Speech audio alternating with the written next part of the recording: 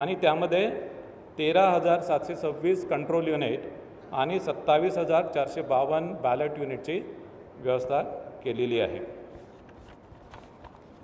उमेदवारांसाठी जी खर्च मर्यादा आहे ती खर्च मर्यादा वाढवण्यात आलेली आहे. अ वर्ग नगरपरिषदेसाठी अध्यक्षपदासाठी 15 लाख, सदस्यपदासाठी 5 लाख. ब वर्ग नगरपरिषदेसाठी अध्यक्षपदासाठी 11,25,000, सदस्यपदासाठी 3,50,000. क वर्ग नगरपरिषदेसाठी अध्यक्षपदासाठी 7,50,000, सदस्यपदासाठी 2,50,000. नगरपंचायतीसाठी अध्यक्षपदासाठी 6 लाख आणि सदस्यपदासाठी 2,25,000 अशी खर्चाची मर्यादा आहे. मतदारांसाठी निवडणूक आयोगाने, राज्य निवडणूक आयोगाने जे संकेतस्थळ विकसित केलेले आहे त्यामध्ये त्यांना सर्च फॅसिलिटी दिलेली आहे आणि या सर्च फॅसिलिटीमध्ये जाऊन मतदारांना त्यांचे नाव आणि मतदान केंद्र शोधता येईल.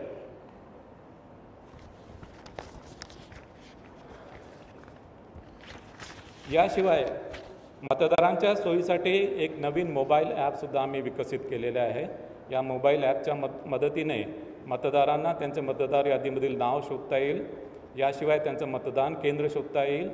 याशिवाय नो युअर कॅन्डिडेट म्हणजे उमेदवाराविषयी त्यांनी उमेदवारांनी जे प्रतिज्ञापत्र दाखल केलं त्या प्रतिज्ञापत्राच्या अनुषंगाने त्यांच्याबाबत काही गुन्हेगारीविषयी गुन्हे दाखल केले असतील किंवा त्यांच्या शैक्षणिक क्वालिफिकेशनबाबत आणि त्यांच्या आर्थिक परिस्थितीबाबत त्यांना माहिती मिळू शकेल. म्हणजे नो युअर कॅन्डिडेट ही माहिती सर्वसामान्य मतदारांना ही या मोबाईल ॲपच्या माध्यमाने उपलब्ध होईल. मतदार यादीच्या बाबतीत जे संभाव्य दुबार नावाबाबत राज्य निवडणूक आयोगाने पूर्ण दक्षता घेतलेली आहे.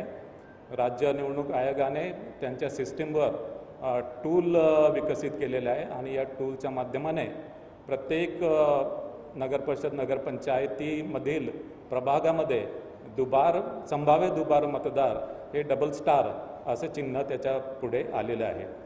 जिथे जिथे अशा प्रकारचे डबल स्टार आलेले आहेत तिथे संबंधित अधिकारी संबंधित मतदारांना कॉन्टॅक्ट करून तो कुठल्या प्रभागामध्ये आणि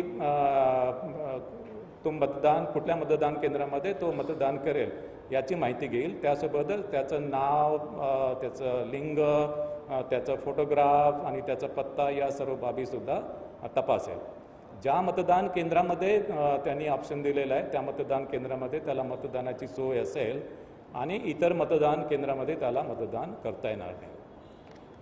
ज्या मतदारांच्या नावानं पुढे डबल स्टार आलेला आहे, दुबार मतदार म्हणून डबल स्टार आलेला आहे, पण त्यांनी काही प्रतिसाद दिला नाही तर सर्व मतदान केंद्रावर त्याचं डबल स्टार म्हणून नोंद होईल आणि असा मतदार मतदान केंद्रावर आल्यानंतर त्याच्याकडून एक डिक्लेरेशन घेतलं जाईल की या मतदान केंद्राव्यतिरिक्त इतर मतदान केंद्रामध्ये त्यांनी मतदान केलं नाही किंवा या मतदानानंतर दुसऱ्या मतदान केंद्रावर तो मतदान करणार नाही.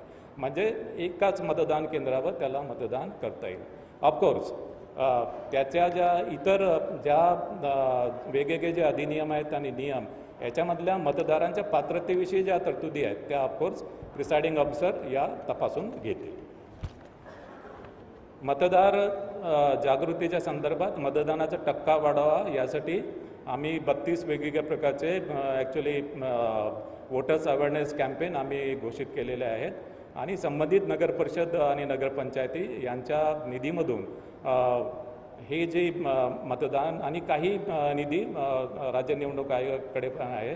सोशल मीडियाच्या माध्यमाने आणि राज्य निवडणूक आयोगाने त्याच्या संदर्भात एक गीतसुद्धा तयार केलेलं आहे आणि या वोटर्स अवेअरनेस कॅम्पेनच्या माध्यमाने मतदानाचा टक्का जास्तीत जास्त वाढेल याच्याबद्दल आम्ही दक्षता घेतलेली आहे.